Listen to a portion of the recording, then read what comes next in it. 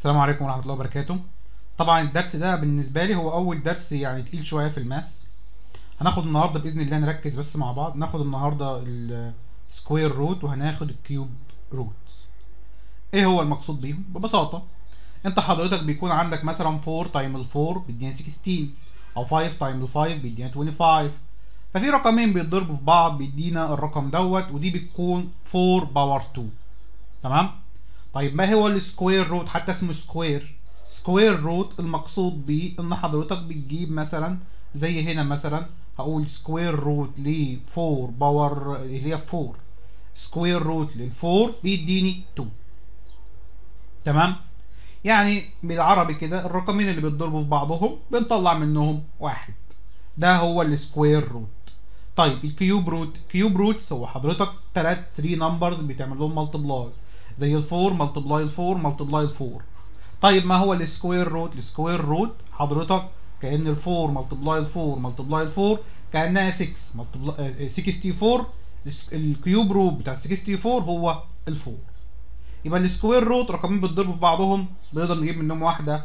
الكيوب روت هو 3 ارقام بيتضربوا في بعضهم بنجيبهم بشكل واحد.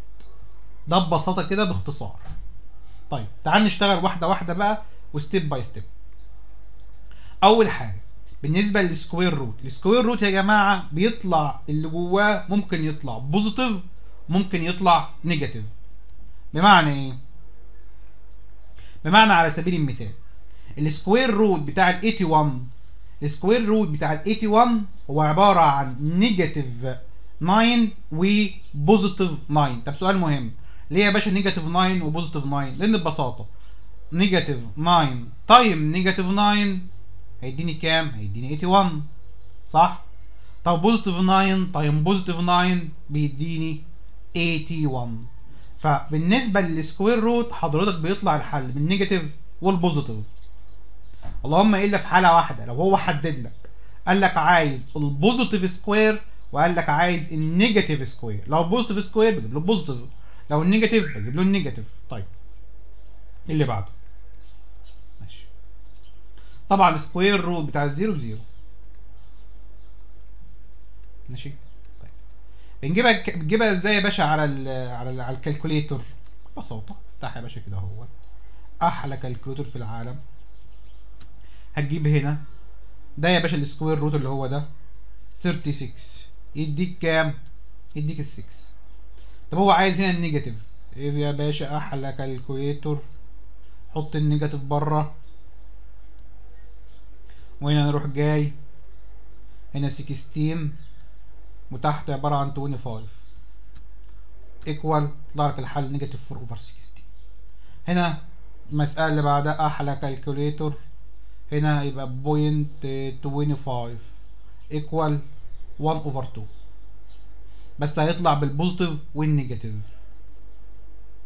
ماشي، هيطلع بالبوزيتيف والنيجاتيف. بس واحد يقول لي 1 اوفر 2 اللي هي كام؟ اللي هي اعمل كده اهو يا باشا، شيفت، اللي هي بوينت 5، بوزيتيف ونيجاتيف بوينت 5. ماشي. طيب عندنا قاعدة تانية. تمام، ايه القاعدة التانية؟ ركز معايا القاعدة التانية. التو بتطير الروت في السكوير روت، بمعنى اي حاجه باور 2 بتطير الروت، بس بشرط تطلع الحل في ايه؟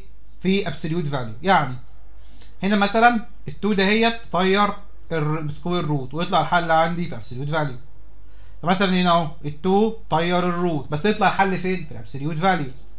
ابسوليوت فاليو بتاع نيجاتيف 3 يطلع لي 3. سؤال تاني، افرض عندي مثلا حاجه وليكن a باور 6، ال 6 دي تحولها ل 2 تايمز 3، صح؟ صح. ال 2 تطير تطير السكوير روت ويبقى الحل a باور 3 موجوده في مين؟ موجوده في الابسوليوت فاليو. ماشي. يبقى تاني، اي سؤال عندك ال2 بتطير الباور 2، يعني الباور 2 بتطير السكوير روت. طب لو جالي بشكل مثلا باور 6 او باور 7 او باور 6 مثلا، باور 6 باور 12 باور 8، بشوف الحاجتين اللي بيتضربوا في بعض، بطير التو مع التو، واللي باقي بيطلعه، بس بيطلعه في الابسوليوت فاليو. يعني مثلا تعال ناخد مساله، او تعال ناخد مجموعه من المسائل. مثلا تعال اول حاجه نحل حاجه زي شبه دي. احل ده ازاي يا باشا؟ طبعا حضرتك قدامك طريقتين. الطريقه الاولانيه 2 تايم ال 2 تايم ال 2 تايم ال 9 تعمل ملتبلاي تحت ب 18. 18 و 18 و 7 25. اما تجيب السكوير روت بتاع ال 25 يطلع لي 5، بس هنا لازم تطلع بوزيتيف ونيجاتيف عشان هو طالبه منك بوزيتيف ونيجاتيف. اللي بعده لاحظ يا باشا ال 2 باور 2 بتطير السكوير روت، والحل يطلع في ابسوليوت فاليو اهو. يبقى ابسوليوت فاليو نيجاتيف 2 اوفر 7 يدينا 2 اوفر 7. اللي بعده دوك كانها 25، يطلع لي الحل عندي في كام؟ يطلع لي عندي في 5. اللي بعده دي كانها 100.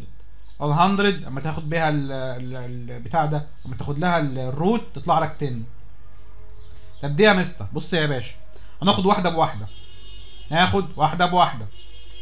اول حاجه ال 9 الروت بتاعها 3، تمام. هنا اكس باور كام؟ اكس باور 2 او اكس باور 4. ال 4 دي عباره عن 2 تايم 2، صح؟ صح يا باشا. قلنا ال 2 تطير لي سكوير، تمام. يبقى اكس باور كام؟ اكس باور 2. ال 100 السكوير روت بتاعها ب 10. طيب ال 20 دي مش عباره عن 2 تايم 10، صح؟ صح. ال 2 تطير مين؟ تطير الروت، يبقى لنا واي باور 10. يبقى هاخد واحده بواحده. طب واحد متلخبط، احلى كالكوليتر عليك يا باشا. مثلا هنا اقول 9 تطلع بكام؟ ب 3. 100 ب 10، ماشي.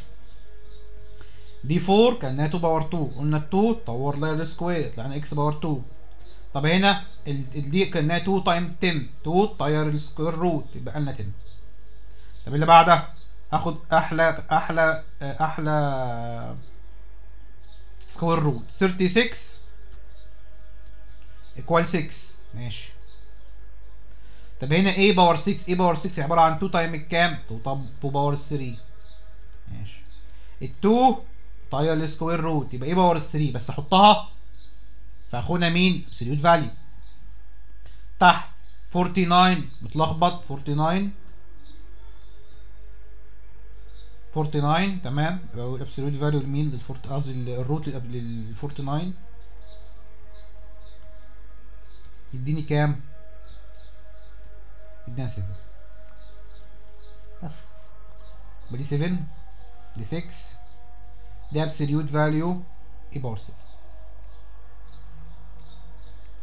طيب لو جالي سؤال زي ده، وده سؤال انا اعتقد ان هو ممكن يجي بنسبه كبيره جدا في الامتحان، مثلا قال لك find the value of x in the each of the following، ماشي. نحل ازاي سؤال زي ده؟ اول حاجه حضرتك بتعملها خالص في البدايه، بتبدا تحل المساله عادي خالص، تودي الناحيه التانيه، ال2 تروح بعكس الساين، هيبقى 4 ماينس ال2 يديني 2، ماشي. وهنا الروت، يبقى اقول الروت الاكس سكوير روت الاكس ايكوال كام؟ ايكوال 2. حلو الكلام. لو انا عايز اجيب الفاليو اوف اكس، لاحظ معايا بعمل لهم كلهم باور 2. مش احنا قلنا ان الباور 2 هو اللي بيضيع السكوير روت؟ اعمل لها باور 2 يبقى اكس كام؟ هتبقى اكس. اعمل لها باور 2 هتبقى 4. بس ماشي. اللي بعدها ده هيروح هناك بعكس الساين، هيبقى كام؟ هيبقى 16. هيبقى اكس باور 2 ايكوال 16. طب انا عايز يا باشا الحل، لاحظ معايا بقى. هاخد الروت لكل واحد فيهم، لده ولده. اخد الروت للاكس، اكس باور 2 يطلع لي اكس، ماشي. هاخد لك دي بقى، هاخد الروت لل 16. اما حضرتك تاخد الروت لل 16 مش هيديني 4، لا هيديني بوزيتيف ونيجاتيف 4.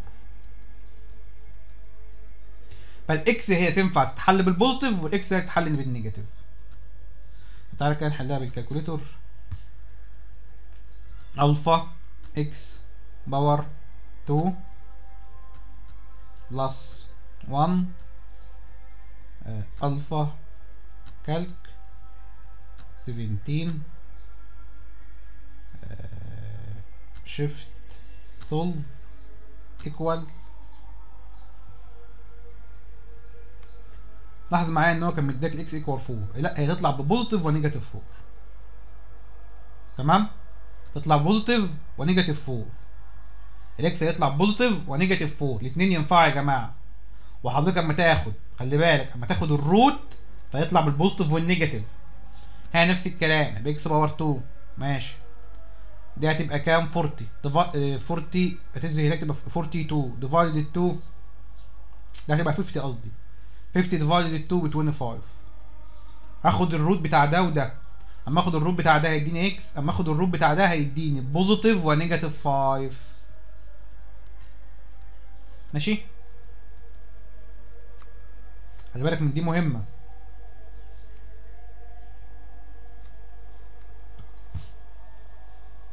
اللي بعديه the cube has the surface area 150. calculate الفوليوم قصدي. طب احنا عندنا يا جدعان افتكر كويس قوي القواعد دي تحفظها طبعا، ان الاريا اوف 1 سكوير باس او باس باور 2 او السايد باور 2. عندنا التوتال اريا ب 6 باور 6 اس باور 2، فهي تعتبر كام؟ ال 150 دي عباره عن كام؟ ده التوتال اريا اللي هي 6 اس باور 2 ايكوال 150. تعمل ديفايد 6 هيبقى الاس باور 2 ايكوال 25. هنا بقى اريا ما ينفعش فيها نيجاتيف، اللينس ما ينفعش فيه نيجاتيف، بيطلع بوزيتيف على طول يبقى 5. طب انا عندي هو عايز الفوليوم عباره عن 5 تايم ال 5 تايم ال 5 بيدينا 125. تحفظها. هنخش على اللي بعده. الاخ مين؟ الاخ الكيوب روت. نفس الكلام اللي فوق، بس الكيوب روت بقى الاشاره فيه او الساين فيه زي ما هي، ما هتتغيرش، بوزيتيف بوزيتيف نيجاتيف نيجاتيف. تمام. وتفتكر ان برضو الكيوب روت للزيرو بزيرو. السؤال زي ده المره اللي فاتت قلنا ال2 بتطير مين؟ السكوير روت. هنا ال3 باور 3 بتطير مين؟ بتطير نفس الكلام الكيوب روت. بمعنى سؤال زي ده هيطير الكيوب روت وهيبقى الاكس. السؤال زي ده ال12 عباره عن كام؟ ال12 عباره عن 3 تايم ال4. صح. ال3 هتطير الكيوب روت يبقى لنا اكس باور 4. ولاحظ معايا ان الساين بتاعتي زي ما هي. تعالى مثلا نحل سؤال زي ده. طبعا ده تقدر تحله بالكالكوليتور عادي جدا والحل هيطلع معاك صح على طول. يعني مثلا اهو تعال ناخد مسألة وليكن ده، هقول شيفت اهو افتح نيجاتيف 8 باور او اوفر 3 كام؟ 4 3، وتطلع الحل يا باشا طلع لك نيجاتيف 2 اوفر 7 اهو، نيجاتيف 2 اوفر 7. فبالنسبه لي سهل. طيب هنا ال6 ديت هنا لازم الباور لازم احولها 3 تايم حاجه. 3 تايم الكام؟ 3 تايم ال5. تمام. ال3 طيرت كام؟ ال3 طيرت ال3، هيبقى لي ايه؟ باور 5. ماشي. طيب افرض اداني سؤال زي ده وقال لك simplify to the simplest 4. ببساطه برضه ممكن تحلها بالكالكوليتور، تجيب ده بالكالكوليتور كام، تجيب ده بالكالكوليتور كام، تجيب كده بالكالكوليتور كام، وتعمل لهم ملتبلاي في بعضهم. بس اكتبها بالستبس، يعني ميبقاش واحد غبي. يعني مثلا واحد يروح جايب المساله ايه، حايلها على طول بالكالكوليتور، لا، بدا بالستبس يطلع لك كام، ده بالستبس هيطلع لك كام، ده بالستبس هيطلع لك كام، وبعدين هم ملتبلاي. طيب نخش بقى في مين؟ نخش في نفس الكلام. افتكر ان الايكويشن هنا هي الايكويشن هنا، بس الاختلاف في ايه يا باشا؟ الايه؟ الاختلاف ان احنا عندنا الساين بتفضل ثابته، الاشاره ثابته. التاني كانت الاشاره بتتغير، الاشاره كانت في السكوير روت بوزيتيف ونيجاتيف. هنا الاشاره نيجاتيف، هنا الاشاره بوزيتيف. هنا نحل اول سؤال. انا عندي هنا دي كام؟ باور 3، فيديني اكس. الروت بتاعه روت كيوبك او كيوب روت لمين؟ للاكس. اعمل ان هو تبقى كام؟ خد ده بعكس الساين تبقى 5. يبقى عندي دي ايكوال 5. حضرتك زي ما قلت لك قبل كده، اما يبقى عندي الكيوب روت عايز طياره، اعمل ملتبلاي باور 3. اعمل ملتبلاي باور 3 يدينا اكس. اعمل ملتبلاي باور 3 يدينا 125. ماشي. مش على اللي بعديه. ودي دي الناحيه التانيه بعكس الساين، طلعت لي 81. اعمل لها ديفايد 3، طلعت لي 27. يبقى هنا انا عايز اجيب الاكس، وطالما عايز اجيب الاكس باخد الروت بتاعها او الكيوب روت. اخد الكيوب روت للاكس يديني، او الاكس باور 3 يديني اكس. اخد الكيوب روت ل 27 يديني 3. ولاحظ هنا مفيش بوزيتيف ونيجاتيف، هنا بيديني الساين زي ما هي. نفس الكلام ودي الناحيه الثانيه بعكس الساين، يطلع لك ب 45. اعمل ديفايدد 2 يطلع لك 27. خد يا باشا الكيوب روت، يبقى الاكس اكس باور 3 يدينا اكس. اما اخد الكيوب روت هناك هيطلع لك بنفس الساين نيجاتيف 3. ممكن برضه تحلها باستخدام مين؟ باستخدام الكالكوليتر. اتاكد من حلك. طيب تعال نرجع. لو جه سؤال قال لك سؤال زي ده، فوليوم اوف كيوب، افتكر ان الفوليوم اوف كيوب عباره عن سكوير اس سايد باور 3. طب انا عايز اجيب السايد، يبقى اخد ده، اخد الروت بتاع ده والروت بتاع ده. الروت بتاع ده بكام؟ افتح الكالكوليتر، شفت اهو 7 2 9 دي 9. هو عايز التوتال سيرفيس اريا. التوتال سيرفيس اريا عباره عن 6 اس باور كام؟ باور 2. كانها 6 ملتبلاي 9، لا 6 ملتبلاي 9 باور 2 81، كانها 6 ملتبلاي 81 يدينا الحل ده. خليك فاكر كويس قوي قوي قوي قوي قوي قوي قوي قوي قوي انك بتستخدم القوانين بتاعتنا.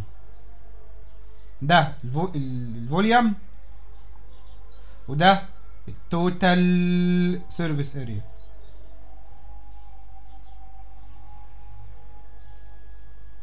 طيب دي برضو بتساوي اس 4 اس باور 2، ما تنساش دي، والقواعد حضرتك ترجع لها بس عشان تبقى دي يا جماعه، دول مهمين يا جدعان. ماشي، دول مهمين. تعال نحل.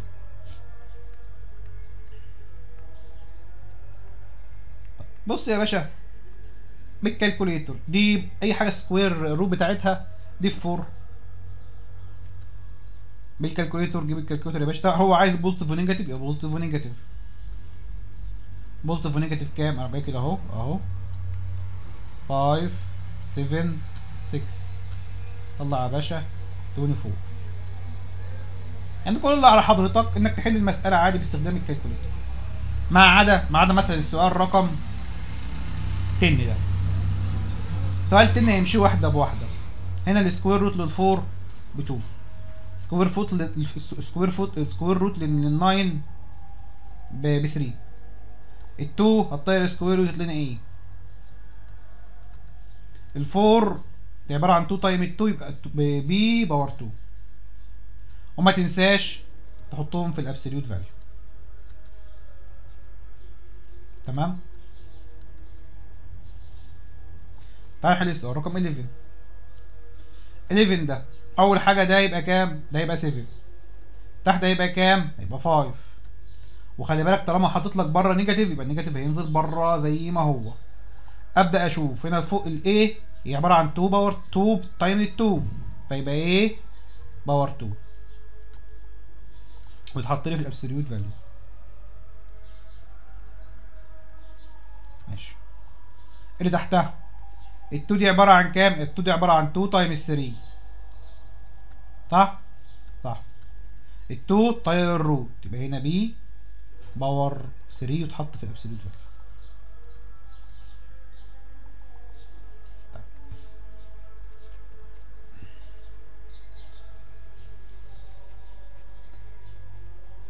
اعتقد سؤال مثلا زي 3 ده،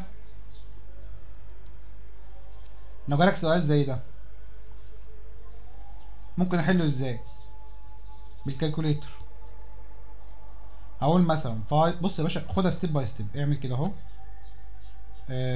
49 اوفر 4 ايكوال، خد السكوير روت بتاعها بتاع الانسر هيدينا 7 اوفر 2.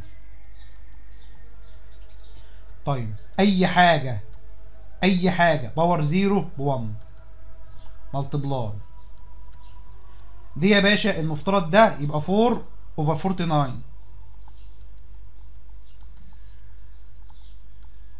خلي بالك برضو ممكن 4 اوفر 49 صح. وبعد كده اشتغل هيبقى ايكوال، هاجي اعمل ملتبلاي، كنت احلها بالكالكوليتر احلها بدماغي، ديفايدد 2 ب 1 ديفايدد 2 ب 2 7 ديفايدد ال 1 ب 7 وديفايدد ال 7 ب 7 يدينا 2 اوفر كام؟ 2 اوفر 7. انا ممكن استخدمها بالكالكوليتر بس خليك ناصح، يعني ما تبقاش غبي. كل واحده اكتبها ستيب باي ستيب، يعني اكتب دي الاول بكام، دي الاول بكام، دي الاول بكام، وبعد نعمل لهم ملتبلاي يجيب الحل بتاعهم، ما يجيش واحد يحلها مره واحده. طيب نخش على اللي بعديه. اللي بعديه هنا اهو، نحل مثلا سؤال وليكن زي ده. سؤال زي ده يا باشا، انت عايز تطير السكوير روت صح، يبقى اعمل هنا باور 2 واعمل هنا باور 2، يبقى كانها 8 باور 2 يدينا 8 1. سؤال زي ده، انت لو عندي حاجه دي زي دي كده، دي تعتبر ايه؟ تعتبر سكوير، يعني باور 2 عايز تطيرها، خد الروت لدي، سكوير روت لدي، وخد سكوير روت لدي. سكوير روت اكس باور 2 يدينا اكس، سكوير روت ل 121، تعالى نجيب الكالكوليتر، سكوير روت ل 121 يديني 11.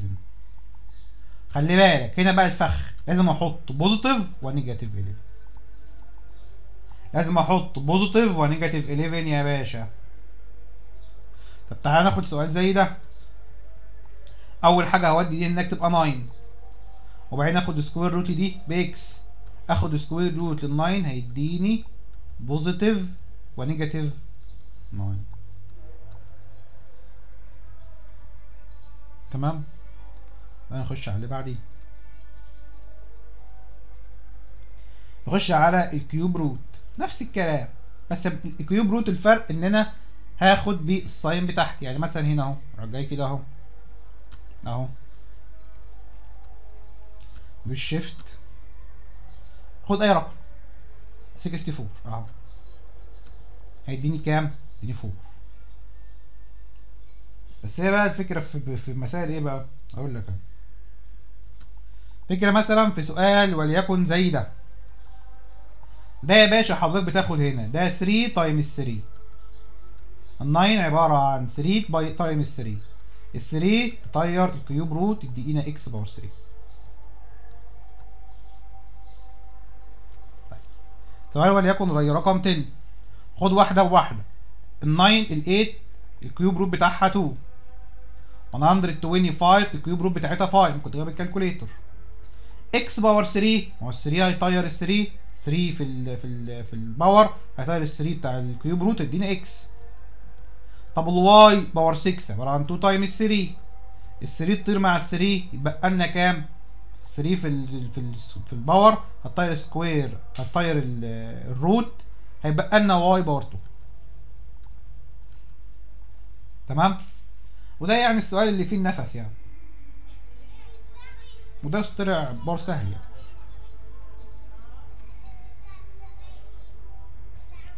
نفس الكلام في السمبليفاي، جالك سؤال في السمبليفاي خليك ذكي، كل واحده حلها بالكالكوليتر عادي مش هتخسر، وبعدين اعمل بلس او ماينس. تعالى مثلا عندك في الايكويشن، لو جالي سؤال في الايكويشن زي ده، طبعا زي ما قلنا لو حضرتك عايز تطير الروت تضرب في الباور بتاعته، فهنا الروت ده ايه؟ كيوب روت، اضرب في باور 3 يبقى اكس، اضرب في باور 3 يبقى 125.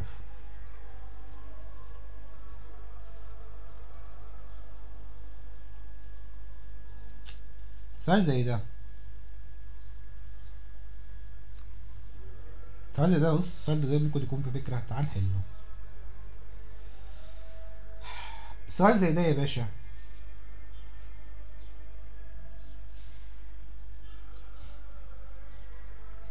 نبدا ستيب باي ستيب نحل كده عشان خاطر نحل. اول حاجه انا عايز دي سكوير روت بتاعت 4 ب 2. تمام، فدي تعتبر كيوب روت الاكس ايكوال نيجاتيف 2. تمام. بعد كده عايز الرقم ده، فده اعمل له ايه؟ اعمل له باور 3 هيديني اكس. اعمل ده باور 3 هيديني نيجاتيف 8.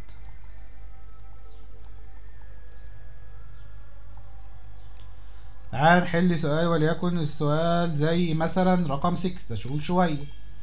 اول حاجه في رقم 6 عايز السؤال ده يتحل. اول حاجه هودي ايه؟ هودي النيجاتيف 15 بعكس الساين، فيبقى 8 اكس باور 3 ايكوال،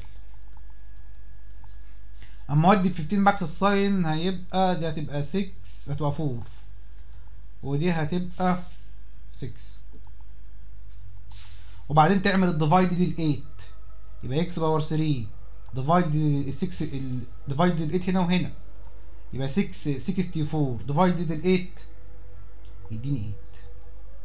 بعد كده اخد الكيوب روت للاثنين، اما اخد الكيوب روت للاكس باور 3 يديني اكس، اخد الكيوب روت لل 8 يديني 2. بس نفس المثال على كله. يعني مسألة زي دي مثلا، بس استنى، ده هتروح هناك بعكس الساين يبقى 20 نيجاتيف 27 اوفر 8. ركز في المسألة دي. هنا انا مش هعرف اعمل ديفيجن يا جدعان. طب اعمل ايه؟ هحطها زي ما هي نيجاتيف 27 اوفر 8 ايكوال اكس باور 3. هاخد الكيوب روت للاكس هيدي الاكس باور 3 هيديني اكس، اخد الكيوب روت لدي هيديني نيجاتيف 3 وتحت 2. فدي سؤال ممكن يكون فيه فكره شويه. ايه هو؟ ان حضرتك وانت شغال ما تجيش تحولها لفراكشن. طيب تعالى على سيرت.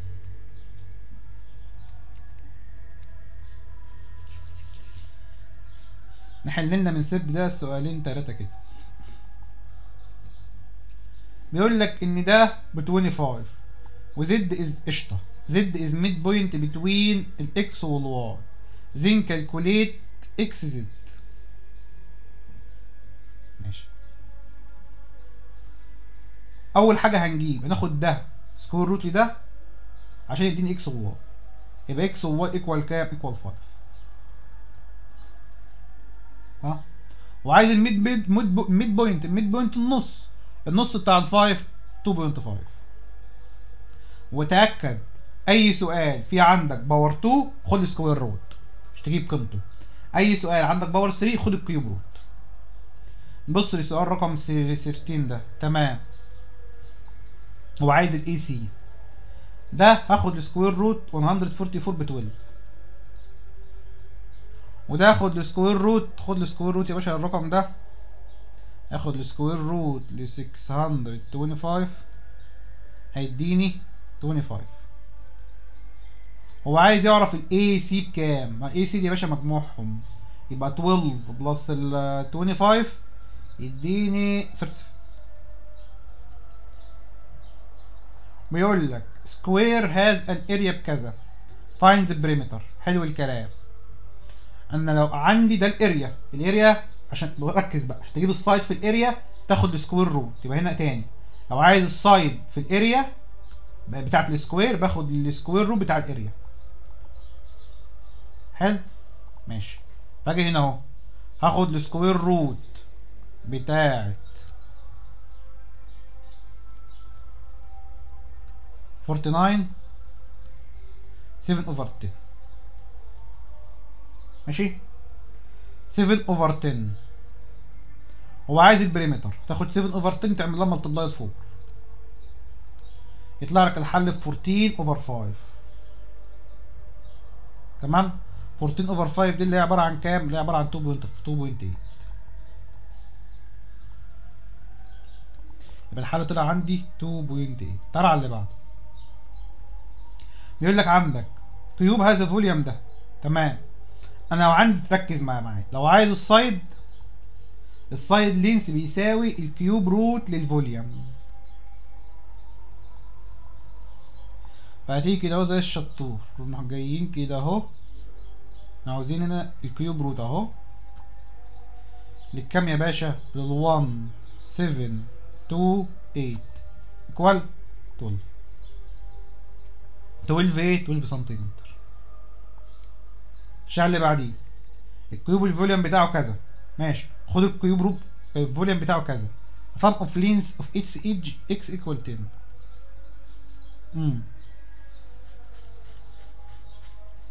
هنا الكيوب هذا فوليوم كذا، ماشي، خد السكوير روت، سوري الكيوب روت.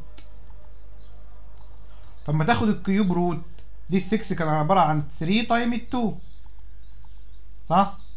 يبقى السايد ايكوال كام؟ ما ال 3 هتطير مع ال 3 يبقى الاكس باور 2. يبقى السايد عندي الاكس باور 2. ماشي؟ طب هو عنده كام يا باشا؟ هو عايز يعرف the sum of edges كام؟ sum of the length of its edges. طيب هو اصلا في كام ايدج؟ في 12.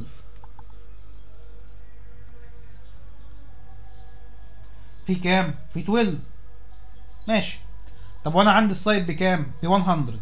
ليه؟ ما 10 تايم 2 باور 2 ب 100، فكانها 100 ملتبلاي كام؟ ملتبلاي 12.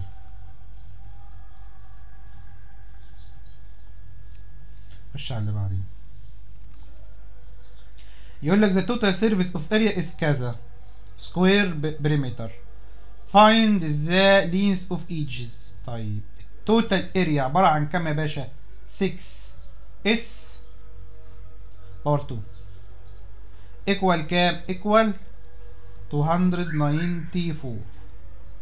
طب انا عايز مين؟ عايز السايد. اعمل ايه؟ اول حاجه تعمل ديفايدد ال 6 يبقى 294 equal ديفايدد ال 6 يدينا الحل بكام؟ ب 94. خد الروت بتاعها، الروت بتاعها يطلع 7. يبقى السايد بكام يا باشا؟ السايد ب 7.